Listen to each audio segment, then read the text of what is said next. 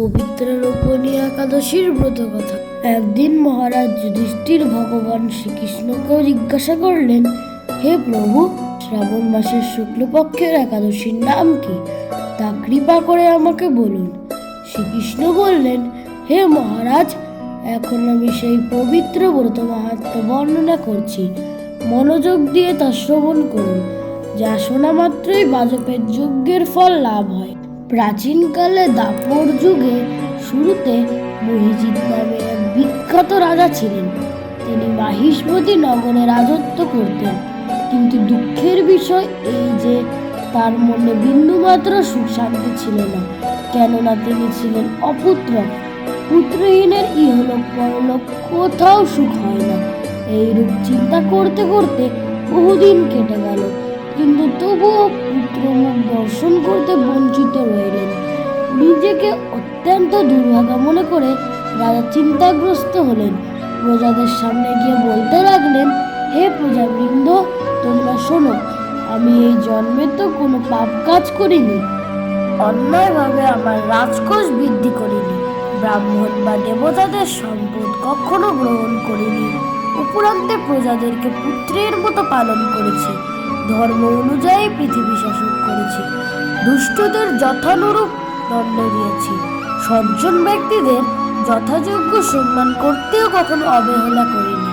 তাই হে ব্রাহ্মণগণ, এই প্রকার ধর্মপথ অবলম্বন করা সত্ত্বেও কেন আমার পুত্ররা হলো না, তা আপনারা কৃপা করে অনুসন্ধান করুন।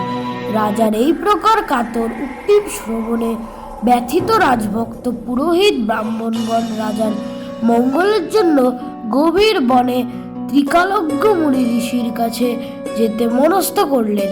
বনের মধ্যে ঋষিদের আশ্রম সকলে দেখতে দেখতে তারা এক মুনির সন্ধান পেলেন। তিনি দীর্ঘায়ু, নীরব, নিরাহারে ঘোর তপস্যায় মগ্ন ছিলেন। সর্বশাস্ত্র বিশারদ, ধর্মতত্ত্বজ্ঞ ও ত্রিকালজ্ঞ সেই মহামুনি লোমশ নামে পরিচিত। ব্রহ্মার এক কল্প অতিবাহিত হলে মুনিবরের গায়ের একটি লোম পরিত্যক্ত হতো। এই কারণে এই মহামুনির নাম লোমশ। তাকে দেখে সকলেই ধন্য হলেন। তারা পরস্পর বলতে লাগলেন যে আমাদের বহু জন্মের সৌভাগ্যের ফলে আজ আমরা এই মুনিবরের সাক্ষাৎ লাভ করলাম। তারপর ঋষিবর তাদের সম্বোধন করে বললেন, কি কারণে আপনারা এখানে এসেছেন এবং কেনই বা আমার এত প্রশংসা করছেন, তা স্পষ্ট করে বলুন। আপনাদের যাতে মঙ্গল হয় আমি নিশ্চয়ই তার চেষ্টা করব। ব্রাহ্মণেরা বললেন, হে ঋষিবর, আমরা যে উদ্দেশ্যে এখানে এসেছি আপনি তা কৃপা করে শুনুন। এই পৃথিবীতে আপনার মতো শ্রেষ্ঠ ব্যক্তি আর কোথাও নেই। মহিজিৎ নামে এক রাজা নিঃসন্তান হয় অতি দুঃখে দিন যাপন করছে। আমরা তার প্রজা।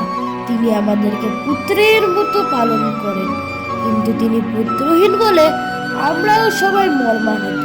তার দুঃখ দূর করতে আমরা এই বনে প্রবেশ করেছি।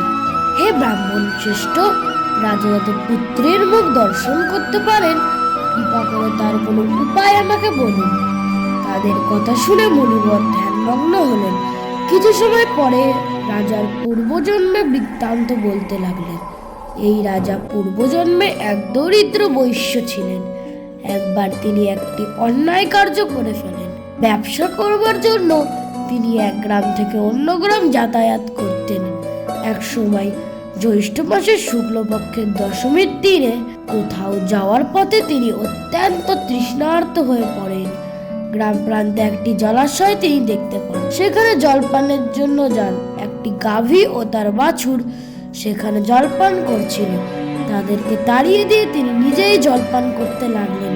এই পাপ কর্মের ফলে তিনি পুত্র সুখে বঞ্চিত হয়েছেন, কিন্তু পূর্বজন্মের কোনো পুণ্যের ফলে তিনি এই রকম নিষ্কণ্ঠক রাজ্য লাভ করেছেন। হে মুনিবর, শাস্ত্রে আছে যে পুণ্য দ্বারা পাপ ক্ষয় হয়। তাই আপনি এমন একটি পুণ্যব্রতের উপদেশ করুন যাতে তার পারদ্ধ পাপ দূর হয় এবং আপনার অনুগ্রহ তিনি পুত্র সন্তান লাভ করতে পারেন। লোমশ মুনি বললেন, শ্রাবণ মাসের শুক্লপক্ষের পবিত্র রোপণী একাদশী ব্রত অভীষ্ট ফল প্রদান করে। আপনারা যথাবিধি তা সকলে পালন করুন। আনন্দ চিত্তে গৃহে প্রত্যাবর্তন করে তারা রাজাকে সে সকল কথা জানালেন। তারপর সকলে মিলে মুনির নির্দেশ অনুসারে ব্রত পালন করলেন। তাদের সকলের পুণ্যফল রাজাকে প্রদান করলেন। সেই পুণ্য প্রভাবে রাজমহিষী গর্ভবতী হলেন। উপযুক্ত সময়ে বলিষ্ঠ সর্বাঙ্গ সুন্দর এক পুত্র সন্তানের জন্মদান করলেন। ভবিষ্যোত্তর পুরাণে এই মাহাত্ম্য বর্ণিত হয়েছে। এই ব্রত মাহাত্ম্য যিনি পাঠ বা শ্রবণ করবেন তিনি সমস্ত পাপ থেকে মুক্ত হবেন এবং পুত্র সুখ ভোগ করে অবশেষে দিব্যধাম প্রাপ্ত হবেন। পালনের সময় বাংলাদেশ সকাল 5:44 থেকে 6:52 পর্যন্ত, পশ্চিমবঙ্গ সকাল 5:16 থেকে 6:22 পর্যন্ত। রাধে রাধে।